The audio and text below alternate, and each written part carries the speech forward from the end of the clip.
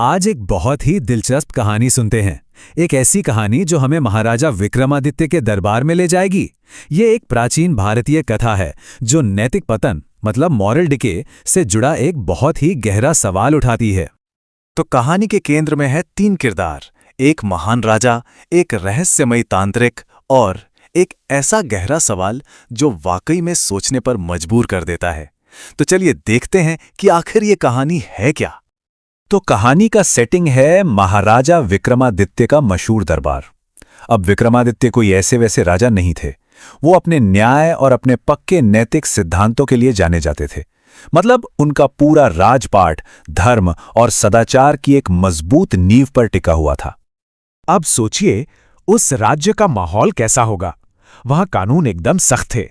राजा विक्रमादित्य ने सभी वाममार्गी साधनाओं मतलब वो तांत्रिक क्रियाएं जो अनैतिक मानी जाती थी उन पर पूरी तरह से रोक लगा रखी थी। उनका पूरा साम्राज्य सात्विक यानी पवित्र और शुद्ध सिद्धांतों पर चलता था। सब कुछ एकदम नियम से।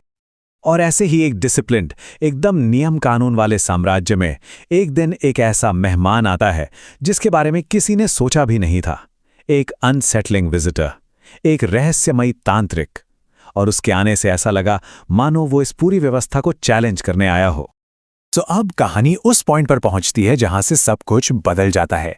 वो तांत्रिक राजा के सामने एक ऐसी फॉरबिडन प्ली रखता है कि उसे सुनकर पूरा का पूरा दरबार एकदम सन्न रह जाता है। सोचिए जरा, वो तांत्रिक बिना किसी डर के राजा के सामने खड़ा होता है और कहता है, हे राजन, एक विशेष अनुष्ठान के लिए मुझे नरबलि की आवश्यकता है। मैं आपकी अनुमति लेने आया हूं। ये तो राजा के बनाए हर एक नियम के सीधे सीधे खिलाफ थी। ये सुनते ही पूरा दरबार एकदम स्तब्ध, सन्नाटा छा गया। किसी को यकीन ही नहीं हो रहा था कि किसी की इतनी हिम्मत भी हो सकती है। लेकिन राजा विक्रमादित्य का जवाब वो बिल्कुल तेज और एकदम साफ था। राजा ने एक पल भी नहीं लगाया। अपनी बुलंद आवाज में उन्होंने कहा, किसी भी परिस्थिति में मैं नरबलि की अनुमति नहीं दे सकता। बात खत्म। इससे उनके न्यायप्रिय होने का पता चलता है। पर ये जो रिक्वेस्ट थी ना, ये असल में एक टेस्ट था, एक परीक्षा। उस तांत्रिक का असली मकसद नरबलि नहीं बल्कि एक सवाल पूछना था, एक बहुत ही गहरा सवाल। तो वो सवाल क्या था जिसके लिए पूरा नाटक रचा गया? चलिए जानते हैं। सवाल था नष्टो कान्यागते।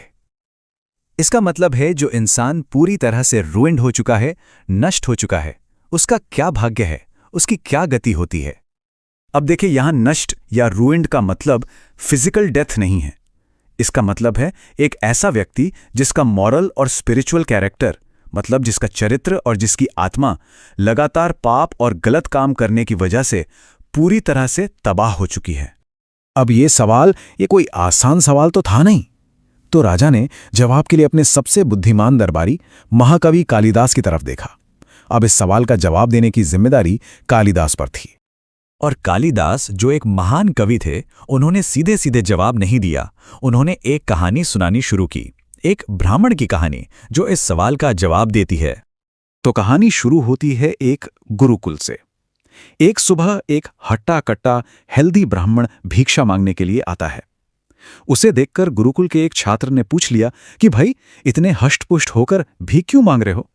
और उस ब्राह्मण का जवाब सुनिए। उसने कहा, मैं जुआ खेलता हूं दोस्त। कल रात मैं सब कुछ हार गया, इसीलिए मुझे भीख मांगनी पड़ रही है। कितनी आसानी से उसने अपनी पहली गलती मान ली। अब बस यहीं से उसके पतन का वो विष साइकिल, वो दुष्चक्र शुरू हो जाता है।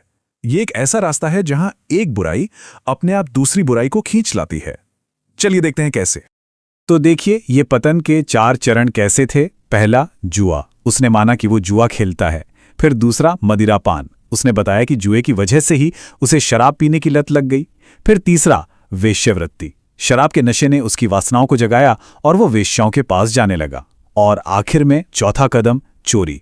जब इन सब बुरी आदतों के लिए पैसे खत्म हो गए तो उसे चोरी करनी पड़ी। देख रहे हैं, एक के बाद एक वो कैसे गहरे दलदल में धंसता चला गया। तो जब आश्रम के गुरु ने इस घटना के बारे में सुना तो उन्होंने इसका असली मतलब, इसका मॉरल ऑफ द स्टोरी अपने शिष्यों को समझाया। गुरु का कहना था, जो एक बार हीन प्रवृत्ति के मार्ग पर चलता है, उसे उस प्रवृत्ति के संताप से मुक्त होने के लिए अनेक बार कुमार्ग पर चलना पड़ता है। मतलब जो एक बार गलत रास्ते पर चल पड़ता है, उसे उस एक गलती को छुपाने या उससे निकलने के लिए कई बार और गलत रास्ते अपनाने पड़ते हैं। और अपनी कहानी खत्म करने के बाद कालिदास ने आखिर में कहा, यही है एक नष्ट हुए मनुष्य का भाग्य, यही है एक रूइंड इंसान की गति। यह एक ऐसा दुष्चक्र है जिससे बाहर निकलना लगभग नामुमकिन हो जाता है। तो ये कहानी हमें एक बहुत ही गहरे सवाल के साथ छोड़ जाती है। क्या वाकई एक गलत कदम हमेशा पूरी तरह से विनाश की ओर ले जाता है, या फिर इस पतन के चक्र से बाहर निकलने का भी कोई रास्ता है? ये एक ऐसा सवाल है जिस पर हम सबको सोचना चाहिए।